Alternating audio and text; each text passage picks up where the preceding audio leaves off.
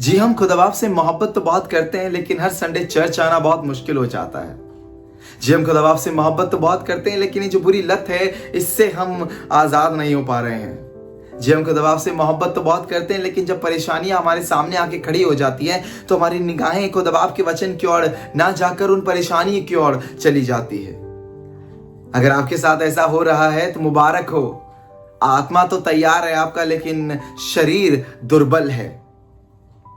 Praise Lord. मेरा नाम प्रवीण चौहान है। हमारी ये series from promise to passion में आप सभी का स्वागत है।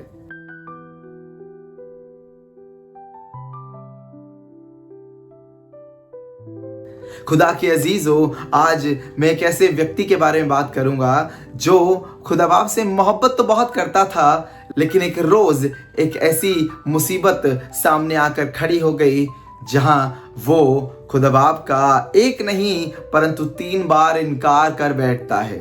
आइए चलते हैं मत्ती रचित सुसमाचार उसके 26 के 70वें अध्याय में, जहां पर प्रभु यीशु मसीह का चेला पतरस खुदावन यीशु मसीह का एक नहीं परंतु 3 बार इनकार कर देता है। जी हाँ, 3 बार इनकार कर देता है। उसके सामने जो दृश्य है ना, वो कुछ इस प्रकार से है कि प्रभु यीशु मसीह हाई प्रीस्ट महायाजक के घर में एक बंदी के रूप में खड़े हैं। सदूकी फरीसियों ने उन्हें घेर रखा है, कुछ लोगों ने उन्हें पकड़ रखा है और वे प्रभु यीशु मसीह पर अलग अलग प्रकार के इल्जाम लगा रहे हैं। हमारी जिंदगियों में भी काफी बार ये दृश्य हमारे सामने आता है, जहां हमें लगता है कि खुदा बाप अब तो कुछ कर ना पाएंगे, जहां हमें लगता है कि खुदा बाप अब मेरी इस काम में तो सहायता नहीं कर पाएंगे, मुझे कहीं और ही जाना पड़ेगा, मुझे कुछ और ही करना पड़ेगा, मुझे पहले यहाँ से भागना पड़ेगा, मुझे यहाँ से पहले निकलना पड़ेगा। और हम प्रभु यीशु मसीह के साथ उस रिश्ते को भूल जाते हैं और उस रिश्ते से इनकार कर बैठते हैं। क्या कमी मोहब्बत में है? जी नहीं। पतरस तो खुदा बाप से बहुत मोहब्बत करता था, इस कदर मोहब्बत करता था कि उसने अपना घर बार, अपना काम खुदा बाप की एक आवाज के लिए छोड़ दिया था और वो खुदा बाप के साथ सेवकाई करता फिर रहा था। तो फिर कमी कहां आ गई? कमी आ गई उस देह में, वो देह जो कमजोर है। हाँ खुदा के लोगों, ये देह आज भी कमजोर है और उसे सामर्थी बनाता है खुदा का वो कुदूस रूह, वो सामर्थी रूह, वो पवित्र आत्मा। वो आत्मा हमें मजबूत बनाता है, वो आत्मा हमें दृढ़ रहने का सामर्थ्य देता है। अपने जीवन को प्रभु यीशु के हाथों में दे सके, उस पवित्र आत्मा को उतरने दे और प्रभु का कार्य हमारे जीवन के द्वारा होने दे। यही हमारी जिंदगी का उद्देश्य भी है। ये देह आपको अलग अलग लालसाओं की ओर लेकर चली जाएगी, परेशानियों को देखकर घबरा जाएगी, लेकिन अगर आत्मा मजबूत है, अगर वो पवित्र आत्मा इस देह के ऊपर उतर आया है, तो आप परमेश्वर की हर एक बात को पूरा करने के लिए जिंदा रहेंगे। जैसे प्रभु यीशु मसीह ने अपने पिता की हर एक बात को अपने पिता की हर एक बात को पूरा करने के लिए अपनी जिंदगी बिताई।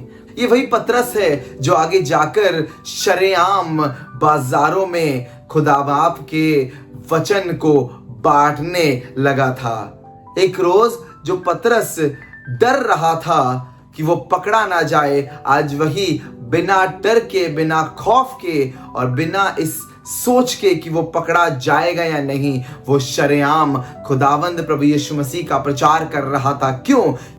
क्योंकि अब उसके पास पवित्र आत्मा था। वही पवित्र आत्मा जो हमें सामर्थी बनाता है, वही पवित्र आत्मा जो हमें मजबूत बनाता है कि हम शत्रु को मुंह तोड़ जवाब दे सके, हम अपने प्रभु का इनकार न कर सके। और ये प्रभु की दया और उसका प्रेम देखो कि वो पतरस के पास आता है और कहता है, क्या तुम मुझसे प्रेम करता है? 3 बार ये सवाल किया गया, 3 बार इसका जवाब दिया गया। क्यों? क्योंकि 3 बार इनकार किया गया था, इसलिए 3 बार इकरार किया गया और पतरस को खुदावंद ने कंफर्ट किया और बताया कि मैं तुझसे प्रेम करता हूं। और खुदा बाप ने उसे पवित्र आत्मा दिया, जिस कारण वो सेवकाई में और आगे बढ़ सका।